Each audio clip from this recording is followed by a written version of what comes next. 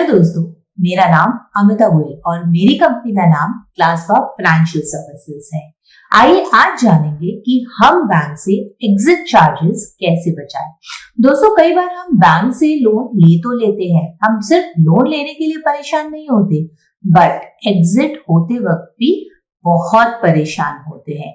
आइए जानते हैं एग्जिट होते वक्त हमें किन चीजों का ध्यान रखना है या लोन लेते वक्त किन चीजों का ध्यान रखना है जिनसे हम अपने एग्जिट चार्जेस बचा सकते हैं। पहला, प्रीपेमेंट चार्जेस।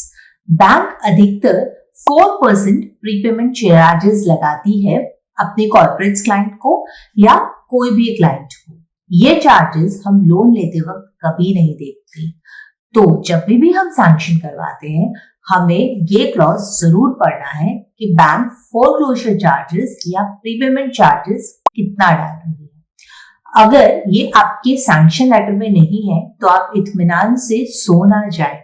आप जरूर फैसिलिटी एग्रीमेंट चेक करें और अपने बैंक से पूछें कि इसमें प्रीपेमेंट चार्जेस कितने हैं। अगर वो 4% बोलते हैं या उससे ज्यादा बोलते हैं तो आपका पूरा राइट है उनसे नेगोशिएट करने का। उसी वक्त नेगोशिएट करें और उसी वक्त इसे कम करवाएं। हैरानी की बात है, बैंक से लोन लेते वक्त प्रोसेसिंग चार्जेस तो 1% होता है, लेकिन एग्जिट करते वक्त वही चार्जेस हमें 4% पे करने पड़ते हैं। अगर आप बैंक की सेवाएं से खुश नहीं है तो भी आपको बैंक को 4% एग्जिट चार्जेस देने होंगे। दूसरी चीज जो हमें ध्यान रखनी है वो ये है कि एग्जिट चार्जेस हमेशा आउटस्टैंडिंग अमाउंट के ऊपर लगता है। अगर बैंक आपसे टोटल लिमिट्स के ऊपर एग्जिट चार्जेस मांग रही है तो कृपया आप प्लीज ना दें।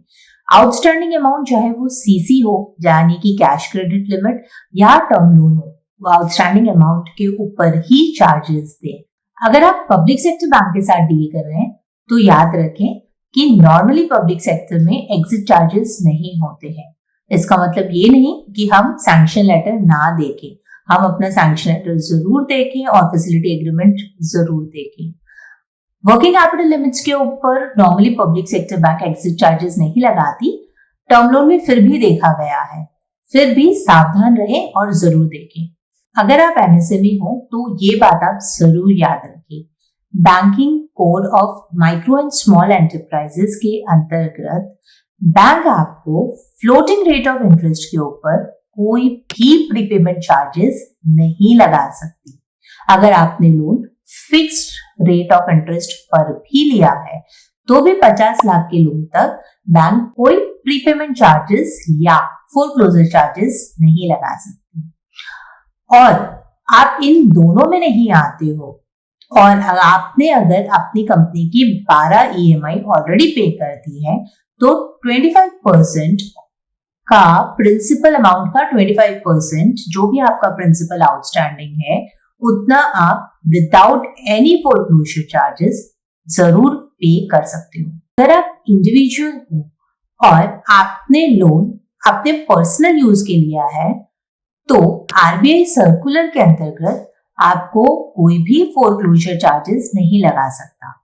इसलिए हम अधिकतर देखते हैं कि होम लोन में कोई भी फोरक्लोजर चार्जेस नहीं होता है। जब हम लोन टेक ओवर करवा रहे हैं या कर रहे हैं और हम कॉर्पोरेट या एमएसएमई हैं तो इन बातों का हमें जरूर ध्यान रखना है।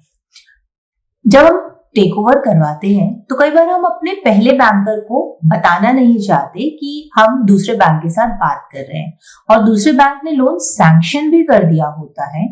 कई बार कुछ कॉर्पोरेट्स वो भी नहीं बताते हैं और सीधा क्रेडिट कर देते हैं पैसा पहले बैंकर के पास। फर्स्ट बैंकर एक्सेप्ट नहीं करता है, दूसरे बैंकर ने आपसे ऑलरेडी चार्जेस ले लिए हैं, प्रोसेसिंग चार्जेस वगैरह ले लिया है। फर्स्ट बैंकर सेकंड बैंकर को रुपए वापस रिटर्न कर देता है।